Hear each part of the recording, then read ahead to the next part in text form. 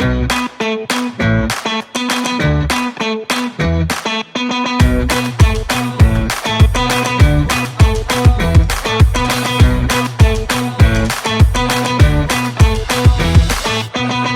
Beth, Erin, hi. good to see ya. Good to see you. Always a pleasure to be on the podcast again. Of course, so much fun, always. So I thought today I would show folks it's a quick cell profiler pipeline I put together to sort of help visualize common augmentations, image augmentations that are done um, for deep learning. And I am not necessarily saying that, hey, you should use CellProfiler to to create these image augmentations. Like often they are built into whatever your deep learning, model or workflow is. But the Mhm. cool thing about CellProfiler is it is a tool that will let us see what is happening to an image step by step. Mhm. So we can use it just for actually visualizing what these image modifications are. There are certainly plenty of other ways this could happen. This could Mhm. easily be done in FIJI for visualization. You could write a notebook using Napari. I mean, there are all sorts of things, other tools, but CellProfiler is my go-to. And so I'm showing you how you could visualize these in CellProfiler. Are you So going to talk a little bit more about what augmentation means and why you might do it? yeah, we could certainly dive into that. Some background info. You want like background information about this? Um, I'm picky like yeah. that. Okay. So before diving right into the pipeline, I just got excited. It's an Yeah, exciting pipeline, don't get yeah, me wrong. yeah. Okay. So image augmentation for deep learning. So what serves a couple different purposes. So generally, and Beth, like feel free to chime in if you have Mhm. additional clarifications or because this is, I think you are even more expert on this than I am. I just thought it was fun to look at this, look at the things. But Mhm. um, so augmentations, why would one do this? A couple major reasons. One, generally for deep learning, you need a lot of data. It is a, like heavy, data heavy process. And if you don't have enough images in a training set, augmentation is a way of creating additional images that are similar, very similar to, that are based on your input images that you already have, but does some modifications so you're not just feeding a model the same images over and over. So you're creating variations of the data that you have to expand your training set. Additionally, it can help to remove to make an algorithm more general because you are doing things to mess with the image a bit. You might be rescaling intensities. You might be, we'll go through this, like adding in noise and sort of things that might vary from batch to batch of whatever data you have. You are sort of boosting that into your training set here, into your input data, so that it can then more readily generalize to whatever future data that you have that might be sort of out of distribution, so more dissimilar from the input data that it was trained on. Yeah, there's so many things when you're talking about, bioimaging. It's like, oh, it looks a little bit different today because today my noise is a little higher or a little lower. And certainly we don't want in most cases, we don't want a deep learning network to really care if our cell is sort of growing in this direction or that direction, unless you do, but in many cases we don't.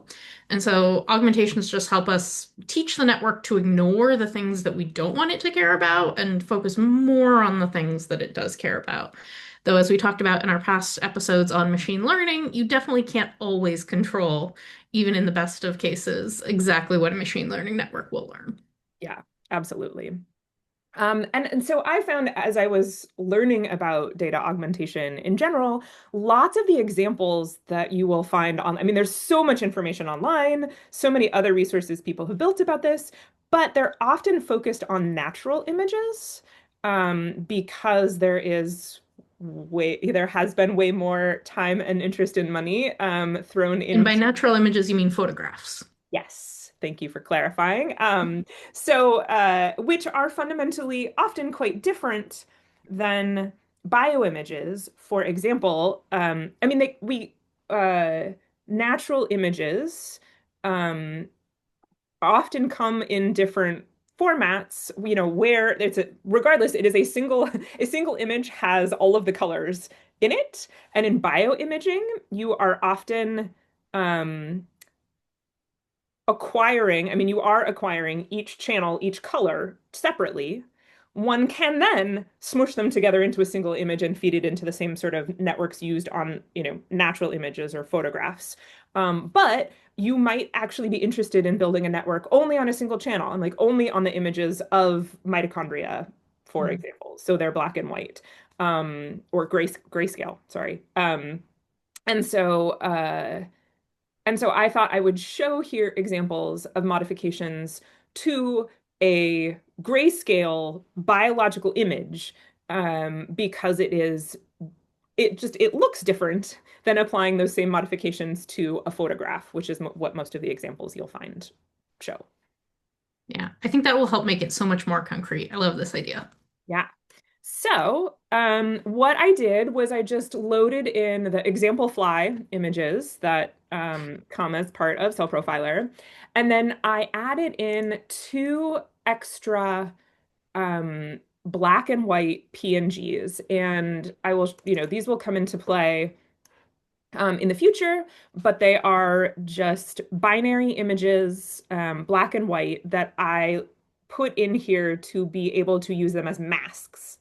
And Mm. so in names and types, this is one way to load in the information. So this is uh, the rules that again auto-populate in our demo pipeline. But then added a single image for each of these two masks that I wanted to bring in, named one striped mask and one random squares. And I set the type as this is a binary mask. So CellProfiler knows this is a mask that I can bring in and apply to things. It's already set to CellProfiler knows how to handle it and knows that it is different than the grayscale image that I have in my image stack. So with that, I will start test mode and sort of show you some of the typical modifications. So the first one, um, just cropping, pretty intuitive. You can see here, we have taken this whole field of view and just cropped it down into this area right over here. And this is what my output image is on the right, a cropped image. And so one might crop at different scales. Um, One might have overlapping crops or not overlapping crops. There's all sorts of different ways you can handle this, but just cropping the image, fairly easy and intuitive. And in CellProfiler, there are a bunch of different settings. So I could make multiple copies of the crop module, saying I want to set things to absolute pixel values within my image. I can set it to relative. So I can say like from the edge, rather than setting exact pixels, I want you to crop off 50 pixels from each edge. There's all sorts of different ways that you can handle the logic here. Another thing that one might do is to resize the image. So at a glance, like, well, hey, that doesn't look all that different. What is going on here? But if we look at the X and Y axes, this image is roughly 1000 by 1000 pixels. And here I have scaled it down so that it is now 250 by 250 pixels. I have made it a quarter the size. And so some deep learning algorithms actually sort of require a very specific size and are trained on either the specific size of image, or they're looking for an object that needs to be a certain size. So if I'm using a segmentation algorithm, it might be expecting that within any image, the cell object that I'm trying to segment is roughly 100 pixels. And so one would need to perhaps modify their input image for that to be true. Yeah, you would hate for it to be like cells are only exactly this size and no other size, because then it's going to miss a lot of your cells. Yeah, absolutely. Um, okay, so noise is another thing we can add in, and I have set three different noise modules here so you can see, or three different ways of adding noise. Um, and so this first one is Gaussian noise. And so if I'm gonna adjust the contrast here just a little bit to make it a little bit easier to see in the image. And you can see it just looks more granulated. So what it's doing is adding noise. So Gaussian noise, Gaussian is an even distribution, and so it's adding uh, sort of an even distribution of noise across the image. Similarly, you can do Poisson noise, um, and interestingly, Poisson noise is adds more noise in so Poisson noise is relative to the intensity of the pixels that are already there. So in bright areas, it adds more noise, and in darker areas, it adds less noise. So there you go, variability that you can add in. Again, in CellProfiler, some of these are more tunable. So with the Gaussian, we can add, change variables that affect how much noise we're adding in. Um, and then finally, here we have some salt and pepper noise, which is sort of, randomly adding in black and white spots that are then, different than a distribution of values. It is adding in black and white. I will say this add noise module is actually a plugin. So we've got an Mhm. episode about CellProfiler plugins. So check that out for more information if you want to use a plugin. I was just about to ask because I was like, I don't remember that module.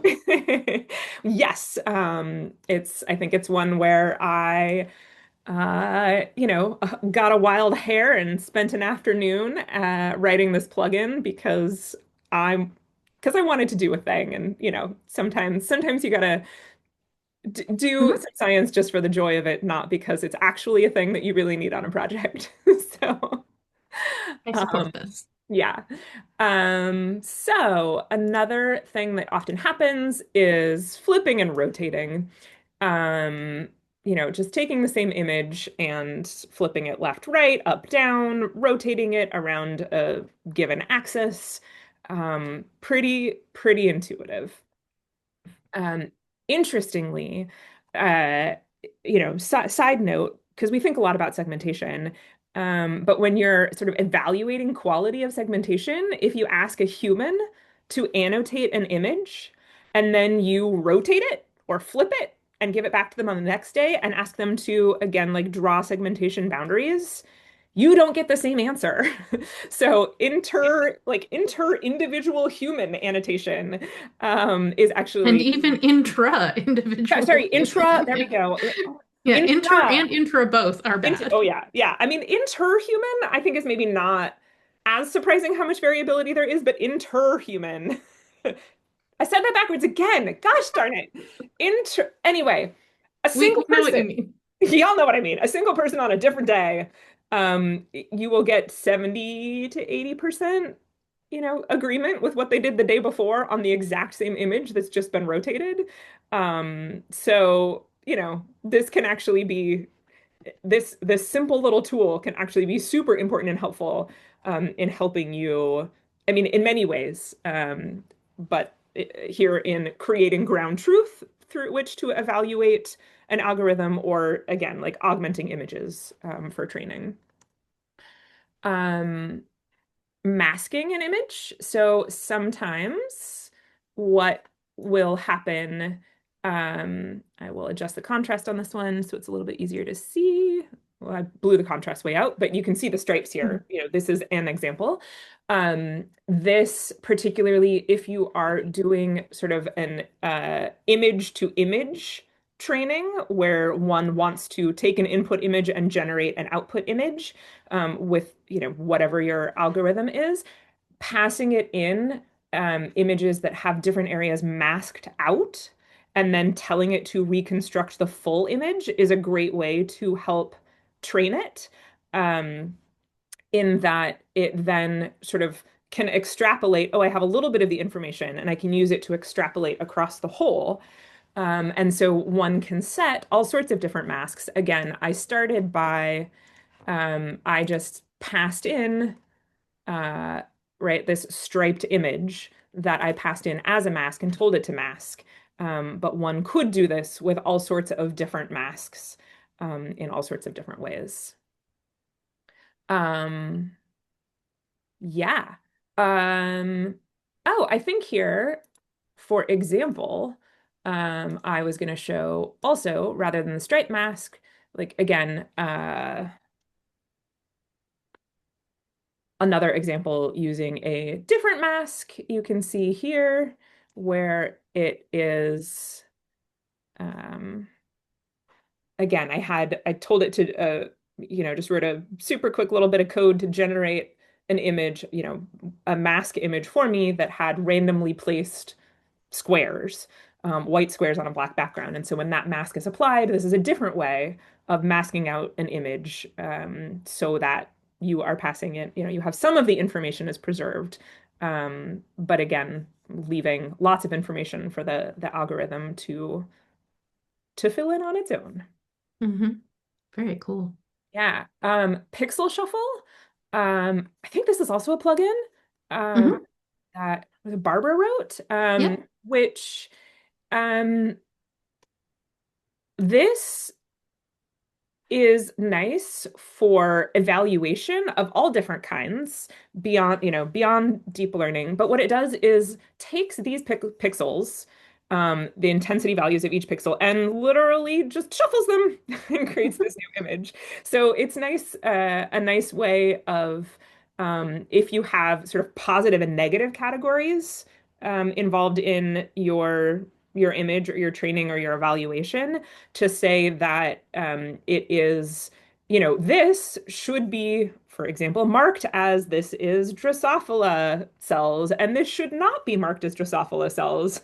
And so by adding in the shuffling of the pixels, you're able to say, okay, so it's the intensities of the pixels in the, just across the image are not what is being read.